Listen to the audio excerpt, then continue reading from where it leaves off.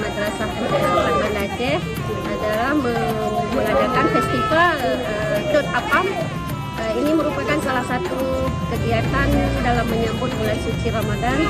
Mudah-mudahan acara ini bisa membuat keluarga besar MTS Banda Aceh lebih menjalin keakraban kekeluargaan.